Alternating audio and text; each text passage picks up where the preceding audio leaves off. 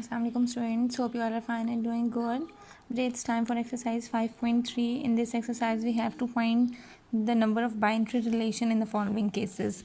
We have two sets given in the question number 1 and the elements in set A are 0, plus 2, minus 2, plus 4 and minus 4. These are the 5 elements in set A. So number of elements in set A will be 5 and number of elements in set B will be 3. So the number of binary relation can be calculated with the formula 2 raised to power a into b, and a into b simply means 5 into 3, that is 2 raised to power 15.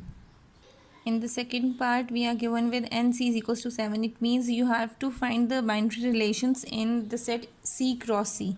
So number of elements in C will be 7 and number of elements in set C will be 7. So 2 raised to power 7 into 7, 2 raised to power 7 7s are 49. Same goes with the third part. Number of elements in set D 3, number of elements in set D obviously 3 ही हैं, तो 2 raised to power 3 into 3 और 2 raised to power 9 हमारे पास इसका answer हो जाएगा. Now in question number 2 you have to find all the binary relation in the following cases, mentioning the number of binary relation in each case. तो number of binary relations क्या होंगे वो तो हमें पता चल गया ना. Number of binary relations वो हमारे पास हो जाते हैं 2 raised to power, यहाँ 3 है और यहाँ 1 है, 3 1 ज़ा 3, तो 2 raised to power 3 हमारे पास आंसर आ जाएगा 8. अब बाइनरी रिलेशंस आपने अब यहाँ पर हमें बाइनरी रिलेशंस कैलकुलेट करने हैं ए क्रॉस बी के. तो पहला रिलेशन हमेशा हमारे पास होता है एम्प्टी सेट. ठीक है, तो यहाँ पे हमने पहला रिलेशन लिख दिया एम्प्टी सेट.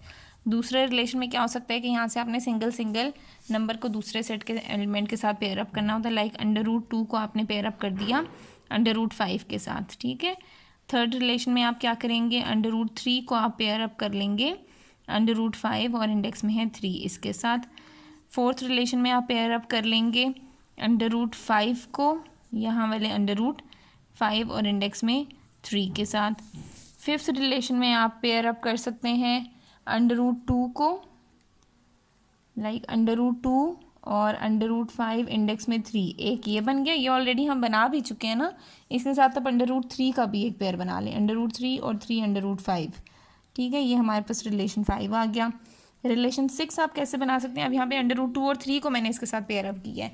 उसके बाद मैं कर सकती हूँ √2 और √5 को भी, लाइक √2 √5 और इंडेक्स में 3 और यहाँ पे √5 और यहाँ √5 और इंडेक्स में 3. अब मैंने दो एलिमेंट्स का दो पेयर्स बना दिए. ठीक है, सेवन्थ रिलेशन में हम किस तरह से बना सकते हैं, √3 को √5 के साथ और उसके अलावा √5 को √5 के साथ. ये सेवन्थ रिलेशन हो गया. और एट्थ रिलेशन में जो तमाम एलिमेंट्स हैं उनको यूज़ करके भी आप बना सकते हो. ठीक है, लाइक √2 √5 इंडेक्स में 3, एक ये पेयर आ गया. √3 √5 इंडेक्स में 3, एक ये पेयर आ गया. √5 इंडेक्स में 3, एक ये पेयर आ गया. इस तरह से हमने यहाँ पे बताया था नंबर ऑफ बाइनरी रिलेशंस 8 हैं. तो किस तरह से 8 बनते हैं, वो हमारे इस तरह से 8 बाइनरी रिलेशंस बनते हैं.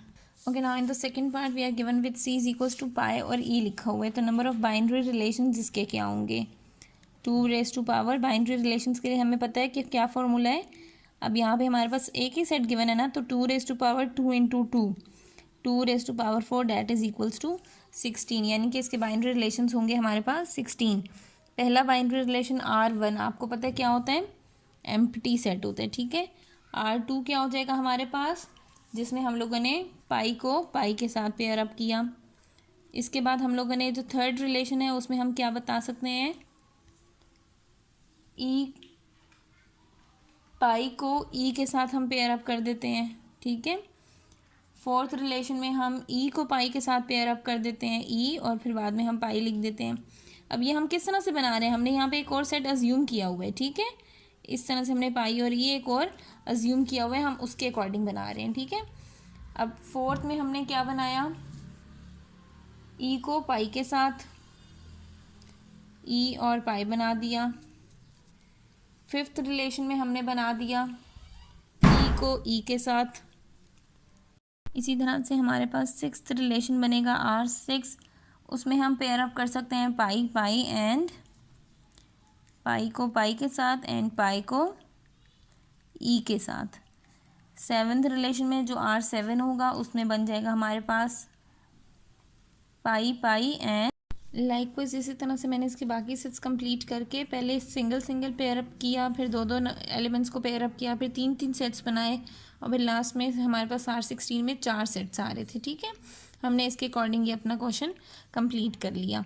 अब इसी क्वेश्चन के लास्ट पार्ट में लिखा हुआ है number of binary relations. Number of binary relations हमारे पास कितने होंगे, इसमें 1 एलिमेंट है और इसमें 2 एलिमेंट है। 1 क्रॉस 2 आ जाएगा, तो 2 स्क्वायर हो गया हमारे पास 4।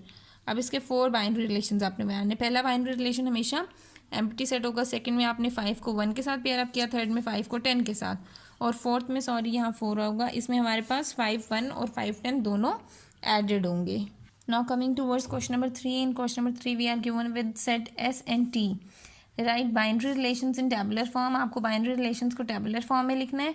Find domain and range in each case, और फिर उसमें से आपने हर केस में से डोमेन और रेंज भी कैलकुलेट करनी है। अब सबसे पहले जब हमने बाइनरी रिलेशंस कैलकुलेट करना है तो वही हमारे पास बाइनरी रिलेशंस का रूल है, एम्प्टी सेट, फिर एक एक एलिमेंट को बनाना है दूसरे के साथ, फिर दो दो एलिमेंट्स को, फिर तीन तीन को, फिर चार चार को।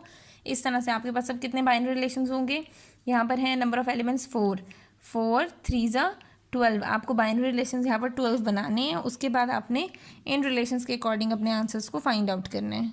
सो यहाँ पर हमारे पास 2⁻12 में 4096 बाइनरी रिलेशंस बनेंगे। तो मैंने इसे चंद बाइनरी रिलेशंस लिख दी हैं। सिचुएशंस पर आ जाते हैं कि कैसा रिलेशन हो। रिलेशन 1 ऐसा रिलेशन हो कि जिसमें हमारे पास एक्स वाई, एक आपने ऐसा पेयर मेंशन करना है जिसमें एक्स बिलोंग्स टू एस हो, यानी कि एक्स जो है वो एस सेट से बिलोंग करे, वाई बिलोंग करे टी सेट से।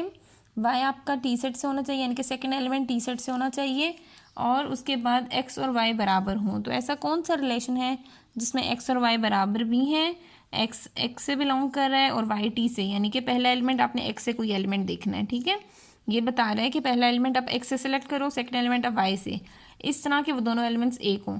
तो यहाँ पे 3 0 1 बनता है, 3 1 3 बनता है, 3 2 9 बनता है। तो यहाँ 1 3⁻0, किसी भी नंबर की पावर 0 तो वो 1 के इक्वल होता है ना, तो 3 की पावर 0 1 और यहाँ से 1, यानी कि अब ये वाला 1 एस से बिलोंग कर रहा है और 3⁻0 टी से बिलोंग कर रहा है। तो हम इसमें ऑर्डर पेयर क्या बनाएंगे, 1 एंड 3⁻0। ये हमारे पास रिलेशन ये वाला आएगा। इसमें डोमेन के इस पेयर का जो पहला नंबर है वो डोमेन में आता है, तो डोमेन इसकी क्या होगी हमारे पास 1, और इसकी रेंज क्या होगी, जो सेकेंड एलिमेंट होता है उसको हम रेंज बोलते हैं, उसकी ये रेंज है 3⁻0। सेकेंड रिलेशन उन्होंने क्या ऐसा रिलेशन ढूंढे, ऐसा पेयर ढूंढे कि पहला एलिमेंट एस से हो, दूसरा एलिमेंट टी से हो, और इस तरह का रिलेशन आपने मेंशन करना है कि वाई लेस देन एक्स हो, कि सेकेंड एलिमेंट पहले एलिमेंट से स्मॉलर हो। तो हमारे पास इन दोनों के सिचुएशंस में क्या क्या बन सकती हैं, पॉसिबिलिटीज़ क्या क्या हैं कि सेकेंड एलिमेंट पहले एलिमेंट से छोटा हो जाए। अगर मैं यहाँ लिख दूँ 2 3 0, 3 की पावर 0 1 होता है ना, तो 2 और 3⁻0 एक ये बन सकता है, 4 3 0, ये भी 4 3⁻0, सेकेंड एलिमेंट पहले एलिमेंट से छोटा है, 1 इज़ लेस देन 4। उसके अलावा हम बना सकते हैं 8 के साथ 8 3 0, अब यहाँ 1 आ गया, 1 इज़ लेस देन 8। यहाँ हम बना सकते हैं 8 3 1, 3 1 ज़ा 3⁻1 3 इज़ लेस देन 8।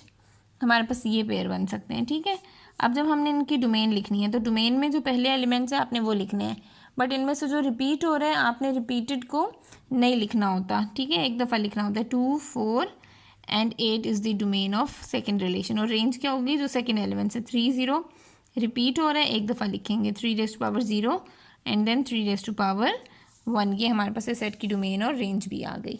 अब थर्ड रिलेशन में उन्होंने कहा है कि ऐसा रिलेशन फाइंड आउट करें जिसमें ऐसा पेयर हो कि पहला एलिमेंट एस से हो, दूसरा एलिमेंट टी से हो, और उन दोनों को प्लस करें तो कोई ई आए, यानी कि कोई इवन नंबर आए। और वो रिलेशन क्या बन सकते हैं, अगर मैं लिखूँ 1 3⁻0, 1 + 1 2, 2 इज़ एन इवन नंबर।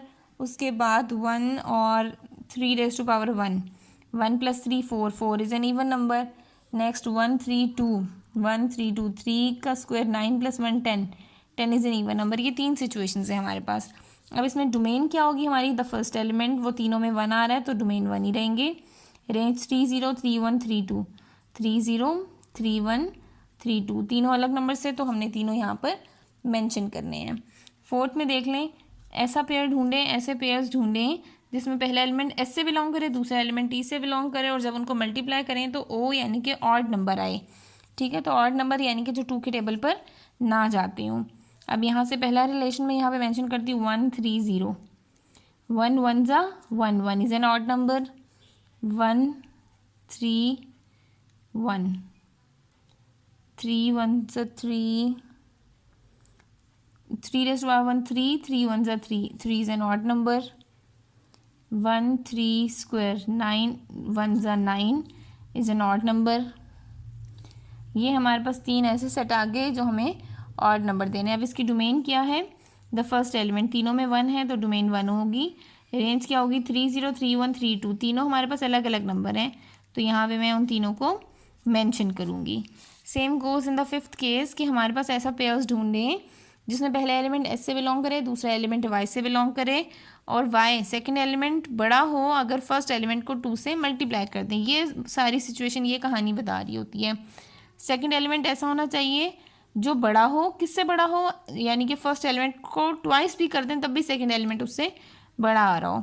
तो हमारे पास ये रिलेशन बनता है 1 3 1। अब यहाँ देखिए 3 है, 1 को 2 से मल्टीप्लाई करा दूँ, 2 1 ज़ा 2, 2 इज़ लेस देन 3, यानी कि y जो है वो फिर भी, ये y वैल्यू है ना, y is greater than x, वो फिर भी x को ट्वाइस भी कर दिए फिर भी y उससे बड़ा ही आ रहा है।